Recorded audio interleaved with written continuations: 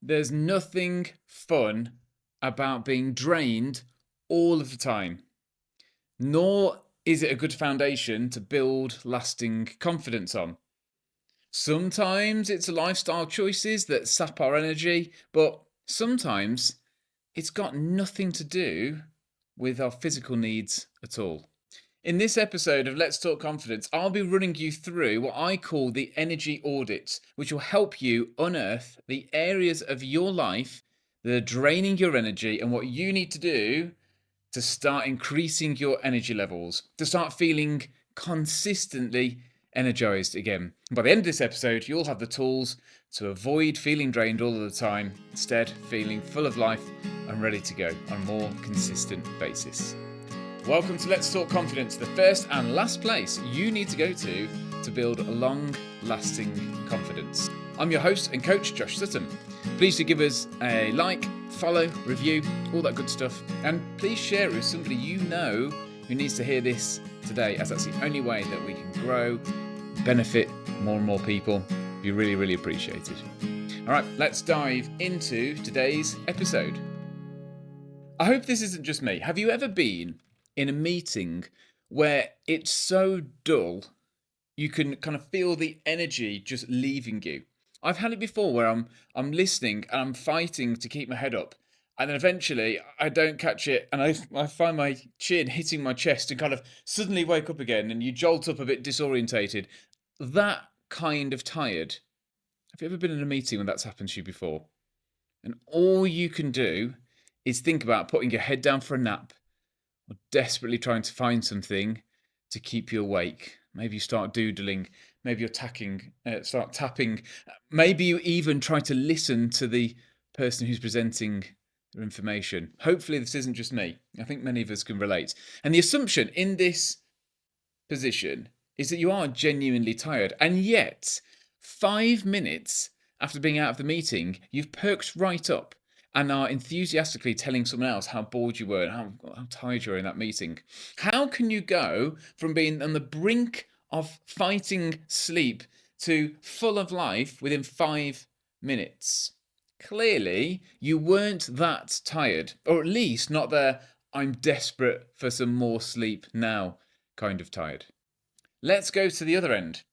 Have you ever been in a room, perhaps at a great party, maybe at a music concert, perhaps just in a great conversation with somebody, where you feel more energized than ever, but you shouldn't do? Maybe time is whizzing by and you could keep going for hours and hours more, but normally at this time, you'd be absolutely exhausted. It's way past your bedtime, and usually at this ungodly hour, you'd be well into your deep sleep. But here you are, out and about, full of life, and having a great time. Physically, you're probably pretty tired, but somehow you don't feel it. You feel energized. Again, it's a different kind of tiredness. One where we can be very physically tired, but feel really energized, and the other where we can be physically fine, but feel exhausted. How can this be? See, I think there's different kinds of energy. I think there's your physiological energy, and then your psychological or mental energy. And for many of us, if your energy is constantly low, then addressing your physiological basic needs would be a good idea. I'm not going to spend too long talking about this in this episode, as whole other episodes, but as a very basic overview, what are those basic physiological needs? Well, good sleep, staying hydrated, good diet, not overdoing it on the caffeine or alcohol, getting sunlight and fresh air, regular exercise. It goes on and on. And what good looks like within each of those is up for debate. But it's safe to say that neglecting these things will result in your default energy levels being pretty low. So we want to sort those out first, because without sorting those out first, being energized and feeling kind of really alive and alert and good to go is quite difficult. But assuming these needs are taken care of, then we've got what I would call psychological energy levels, which is what we want to look at today. And these are the things that either stimulate us mentally or don't, which then has a very real effect on how energetic or lethargic we actually feel, even if physically we're fine or not fine. Unlike our physiological needs, the things that energize or drain us psychologically will vary enormously. For example, I had to research which camera to buy to make this podcast with. So I spent a little bit of time researching the different bodies, the different lenses, mirror versus mirrorless, all of that kind of good stuff. But to be honest, after a while, I just picked one. I was interested to a degree because I wanted to get the right piece of kit for the job. But honestly, I wasn't too fussed about apertures, shutter speeds, or ISO sensitivity. Just give me a decent camera, please. I think I just lost all the camera enthusiasts. But I just wasn't fussed. It didn't excite me. It became a little tedious after a while. It became a chore. So in the end, I thought I'd done enough research and I just settled. And it's not that the science of cameras is boring, it just doesn't light me up personally. However, child psychology, learning theories, behavioural science, well, that's a different ballgame. Comparing behaviourist and constructivist learning theories? Yes, please. Working out how to combine Vygotsky's zone of proximal development theory with Maslow's hierarchy of needs and then applying it to a property entrepreneur to help them promote their business and excel their business? Yes, please. That is the kind of thing that lights me up. And you might be thinking, what the? That's what lights me up. Studying neurotransmitters and how we can engineer our activities, engineer our lifestyle to achieve a better balance of these and use these to help us achieve our goals and experience more purpose in life. I literally spend hundreds of hours a year studying this stuff. That's not an exaggeration. Most people couldn't care less. More power to them. It would bore them senseless. That's okay. Again, it's not that these things are inherently boring. It's just interesting to some people and not to others. It lights one up and they can engage in it for hours and drains another within minutes. And often, most of the time, if you find something that you really, really care about, most people will not care about it as much as you do. That's part of the challenge. Can we find our thing that energizes us and not be put off when nobody else cares? You would do it anyway. Once we've found that thing, that's what we want to go all in on. But other people are not going to understand. That's okay. They have their thing that they love that you don't understand either. It forced me to work in a camera shop for the rest of my life, and I'd end up in a bad place pretty quickly. But put me in a situation where I can apply learning theories to help other people, and I'm away. Which is probably why I spent 10 years working in education as a primary school teacher, and why I now spend my time in coaching, helping people, using all these things I'm really interested in as my way of serving the world. I've aligned my life and what I spend my time doing with the things I find inherently interesting and energy giving. That's what I want to encourage you to do today. Because knowing the things that energize and drain you is so important. If your life is made up of 95% of things that drain you, don't be surprised if you suffer from things like low moods, feeling lethargic, procrastination, lack of motivation, constantly finding escapism, things like scrolling, or even things like substances, drinking, etc. For sure, our lives are never going to be 100% made of the things that light us up. I don't enjoy hoovering. I accept it as a necessary job. But if the majority of your life is spent doing things that you don't want to do, don't particularly care for, or you just generally find draining, then it's time for an audit and to take some action. How do we go about this then? There are two stages to this. The second part is working out the activities you should be doing more or less of, but the first part, which is by far more important, is working out who you are. That's right, who you are. And if you've listened to this podcast for a while, you will know this is what I talk about again and again and again. You must know who you are. What do I mean by that? What are your interests? What lights you up? What kind of situations do you enjoy, shy away from?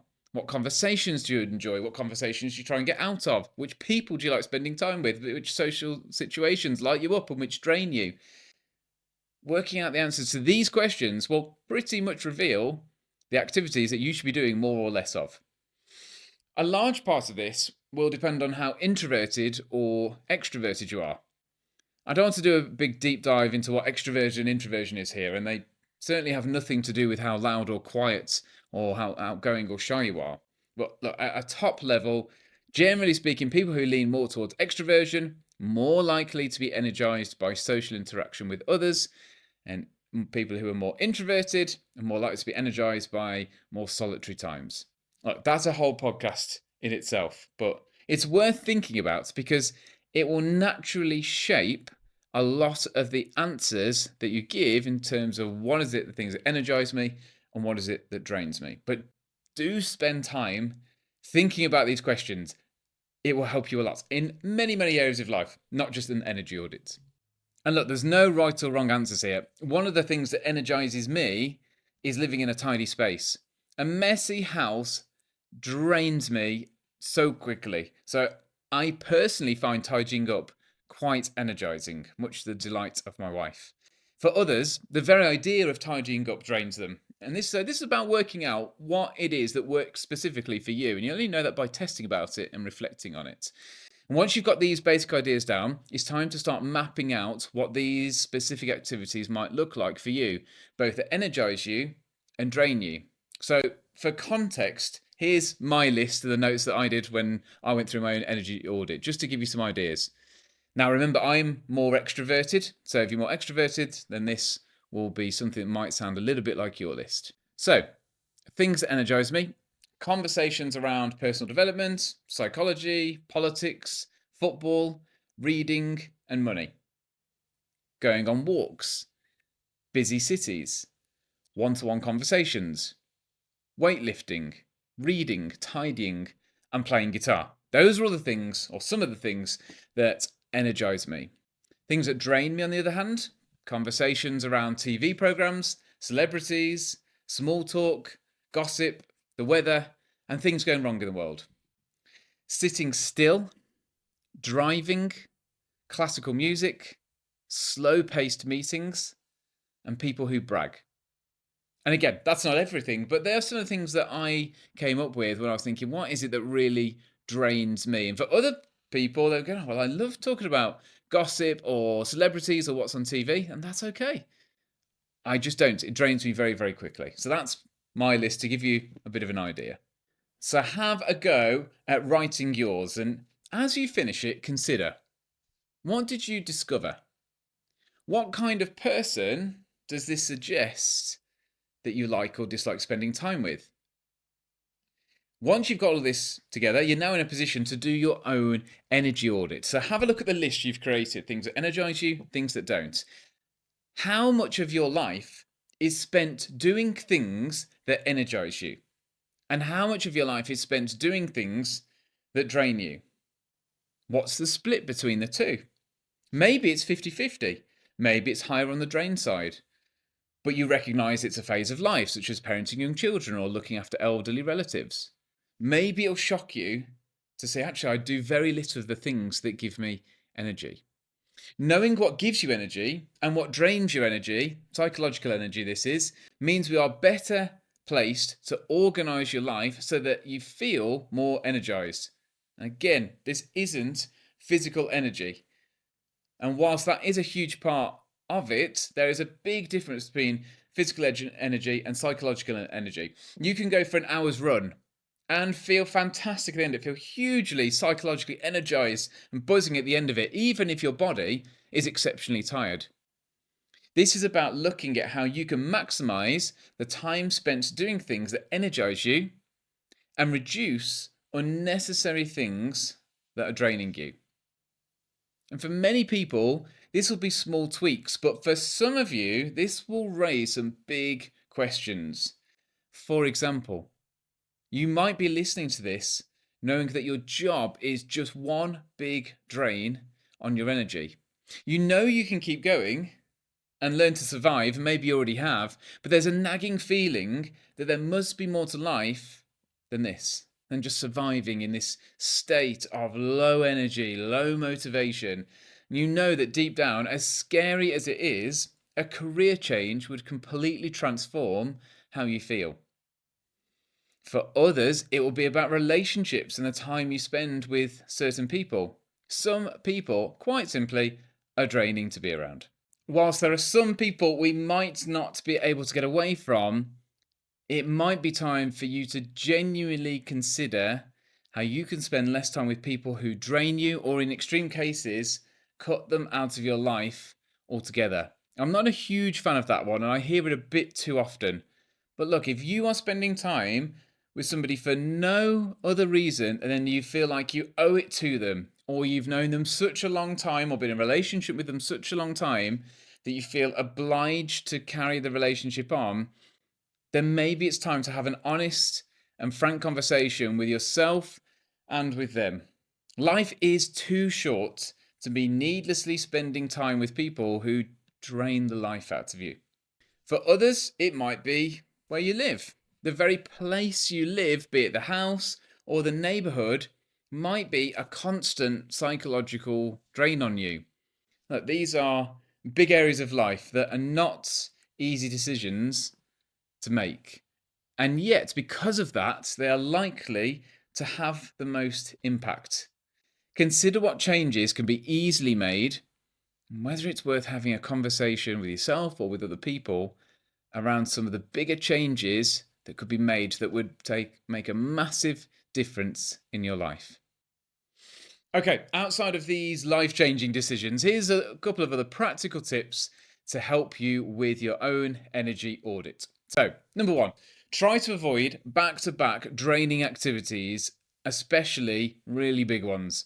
If you find large groups draining, don't put multiple back-to-back days of high-intense, collaborative, new people situations. If you can put multiple activities that you find draining within a short space of each other, or if you do this, don't be surprised if you start to feel a little burnt out. Try to space them out where you can.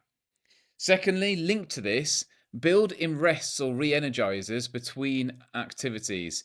If I had back-to-back meetings, instead of sitting down with a coffee, then I might go out for a short walk, just somewhere to kind of get out and about, clear the head again, and to get moving. It's not really the people, it's the sitting still. I'd need to get moving again.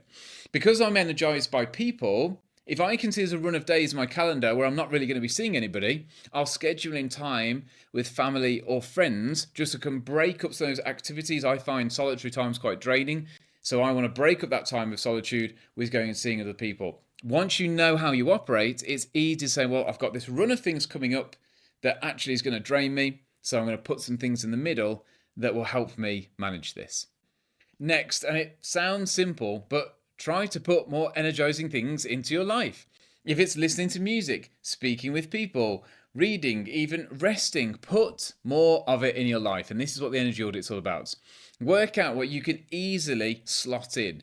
A chat with a friend, a more unusual form of exercise, committing to learning a new song on the guitar, that might be mine. Scheduling things that purposely build your energy and not drain them.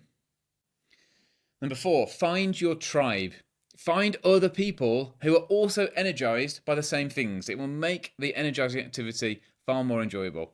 There's nothing worse than being quite introverted and having a raging extrovert wanting to spend lots of time with you, going out to parties all the time.